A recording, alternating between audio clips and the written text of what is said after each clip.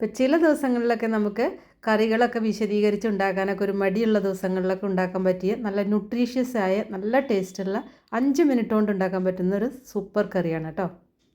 അപ്പോൾ നല്ല ഹെൽത്തി ആയിട്ടുള്ള വെജിറ്റബിൾസ് ഇട്ടിട്ടുണ്ട്. ഇത് കുക്ക് ചെയ്തിട്ട് അതിൻ്റെ പോഷകാംശങ്ങളൊന്നും പോകുന്നില്ല, പോരാത്തതിന് നല്ല ടേസ്റ്റുമാണത്. അപ്പോൾ വീഡിയോ ഇഷ്ടമായാൽ ഒന്ന് ഷെയർ ചെയ്തോളൂ, മറ്റുള്ളവർക്കും കൂടി ഉപകാരപ്പെടട്ടെ. അപ്പോൾ ഇതിലേക്ക് വേണ്ട ഇൻഗ്രീഡിയൻസ് ഒക്കെ ഒന്ന് നോക്കാം. അപ്പോൾ അതിന് വേണ്ടിയിട്ട് ചെറിയൊരു കുക്കുംബർ എടുത്തിട്ടുണ്ട്, ഒരു തക്കാളി, അതുപോലെ തന്നെ ഒരു സവാള എടുത്തിട്ടുണ്ട്, പിന്നെ പച്ചമുളക്. ഇനി ഈ സവാളയും തക്കാളിയൊക്കെ ചെറുതാക്കിയിട്ട് അരിഞ്ഞെടുക്കുക. അതുപോലെ കുക്കുംബർ തൊലി കളഞ്ഞിട്ട് അരിഞ്ഞെടുക്കാം. പിന്നെ ഇതിലേക്ക് വേണ്ടത് 1/4 കപ്പ് നല്ല ഫ്രഷ് ആയിട്ടുള്ള കട്ടി തൈര്. പഴയ തൈരൊന്നും എടുക്കരുത്, നല്ല കട്ടിയായിട്ടുള്ള നല്ല തൈര് എടുക്കുക. ചെറിയൊരു പുളിയോട് കൂടിയിട്ടുള്ള തൈര് എടുക്കാം. എന്ന് വെച്ചിട്ട് പുളി കൂടി പോകണ്ട. സവാള ഞാനിപ്പോൾ പകുതിയാണ് എടുത്തിട്ടുള്ളൂ, നിങ്ങൾക്ക് വേണമെങ്കിൽ ഇത് മുഴുവൻ എടുക്കാം. അപ്പോൾ തൈരിൻ്റെ അളവ് കുറവാണെന്ന് തോന്നുകയാണെങ്കിൽ നിങ്ങൾക്ക് കൂട്ടിയെടുക്കാവുന്നതാണ്. അപ്പോൾ ഇതിൽ കാണിച്ച പോലെ ഈ ഒരു വലിപ്പത്തിൽ അരിഞ്ഞെടുത്താൽ മതി. കുക്കുംബർ അരിഞ്ഞെടുക്കുമ്പോൾ വല്ലാതെ വളരെ നൈസായിട്ട്, അതായത് നനുനേനെ ചെറിയ കഷ്ണങ്ങളാക്കിയിട്ട് അരിഞ്ഞെടുക്കരുത്. അങ്ങനെയാവുമ്പോൾ അതിന് പെട്ടെന്ന് വല്ലാതെ വെള്ളം ഊർന്നു വന്നിട്ട് കറി ലൂസായി പോകാനുള്ള ചാൻസ് ഉണ്ട്. അതേപോലെ കുക്കുംബറിലെ വെള്ളം ഒന്ന് പിഴിഞ്ഞ് കളഞ്ഞിട്ട് ഇതിൽ ചേർക്കുന്നതും നല്ലതാണ്.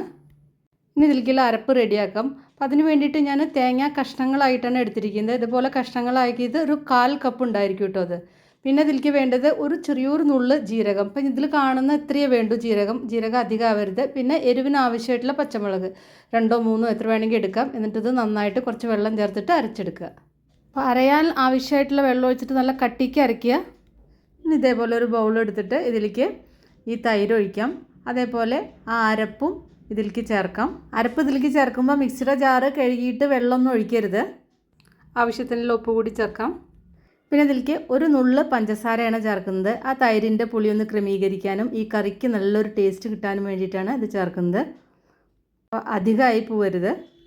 ഇനി ഇതൊരു വിസ്കോ സ്പൂൺ കൊണ്ടോ ഇത് നന്നായിട്ട് ഒന്ന് മിക്സ് ചെയ്യാം. അതിൻ്റെ ശേഷം ഈ വെജിറ്റബിൾസൊക്കെ ചേർത്തിട്ട് മിക്സ് ചെയ്താൽ മതി. ഈ വിസ്ക് ഞാൻ ആമസോണിൽ നിന്ന് വാങ്ങിച്ചതാണ്. അതുപോലെ തന്നെ വേറെയും കുറച്ച് പ്രൊഡക്ട്സൊക്കെ വാങ്ങിച്ചിട്ടുണ്ട്. അപ്പോൾ അതിൻ്റെ റിവ്യൂ വേണമെങ്കിൽ നിങ്ങൾ കമൻറ്റ് ബോക്സിൽ ഒന്ന് പറഞ്ഞാൽ മതി, ഞാനതിൻ്റെ റിവ്യൂ ചെയ്യാം. നല്ല വിസ്ക്കാണ് കേട്ടോ അത്. അപ്പം ഞാൻ ആ വെജിറ്റബിൾസൊക്കെ ഇതിൽ ചേർത്തിട്ടുണ്ട്. ഒരു 2 ടേബിൾ സ്പൂൺ ആ കുക്കുംബർ ഞാൻ മാറ്റി വെച്ചിട്ടുണ്ട് കേട്ടോ. കാരണം അതെനിക്ക് കുറച്ച് അധികമായിട്ട് തോന്നി. അപ്പോൾ ഞാൻ ഇത്രേ ചേർക്കുന്നുള്ളൂ. അപ്പോൾ നിങ്ങൾക്ക് ഉണ്ടാക്കുമ്പം മുഴുവൻ ചേർക്കണമെങ്കിൽ അതിനനുസരിച്ച് ചേർക്കാവുന്നതാണ്. അപ്പോൾ അത് നമുക്ക് നമ്മളുടെ ടേസ്റ്റിനനുസരിച്ച് നമുക്ക് ചേർക്കാവുന്നതാണ്. കൂട്ടി കുറച്ചൊക്കെ ചേർക്കാം. ഞാനിതിലേക്ക് ഒരു പച്ചമുളക് ചതച്ചിട്ട് കൂടി ചേർത്തിട്ടുണ്ട്, ഒരു നല്ലൊരു ഫ്ലേവർ കിട്ടാൻ വേണ്ടിയിട്ടാണ്. അല്ലെങ്കിൽ നമ്മൾ നാളികേരം അരയ്ക്കുമ്പോൾ കുറച്ച് കൂടുതൽ പച്ചമുളക് ചേർത്തിട്ട് അരച്ചാൽ മതി, എരിവ് നോക്കിയിട്ട് അതിനനുസരിച്ച്. ഇതിലേക്ക് കുറച്ച് മല്ലിയില അരിഞ്ഞത് കൂടി ചേർത്തിട്ട് മിക്സ് ചെയ്യുന്നുണ്ട്. പിന്നെ ചേർക്കുന്നത് ക്യാരറ്റ് വളരെ നൈസാക്കിയിട്ട് കൊത്തി അരിഞ്ഞതാണ്. അല്ലെങ്കിൽ നിങ്ങൾക്ക് ഗ്രേറ്റ് ചെയ്തിട്ടും ചേർക്കാം. വളരെ ചെറിയതായിട്ട് അരിഞ്ഞെടുക്കാൻ ശ്രദ്ധിക്കുക കേട്ടോ. മറ്റുള്ളതിനേക്കാൾ കുറച്ചും കൂടി ചെറുതായ കഷ്ണങ്ങളാക്കിയിട്ട് തന്നെ എടുക്കുക. ഇതൊരു 1.5 ടേബിൾ സ്പൂൺ വരെ എടുക്കാം, അധികം ആവരുത്. അപ്പോൾ ക്യാരറ്റ് വളരെ കുറച്ച് മാത്രം എടുക്കുക. ഇതും കൂടി ചേർത്തിട്ട് നന്നായിട്ട് മിക്സ് ചെയ്യാം. ഞാനിത് ക്യാരറ്റ് ചേർക്കാതെയും ഉണ്ടാക്കാറുണ്ട്. അപ്പോൾ ക്യാരറ്റ് ഓപ്ഷനിലാണ്, വേണ്ടാന്നുള്ളവർക്ക് സ്കിപ്പ് ചെയ്യാവുന്നതാണ്.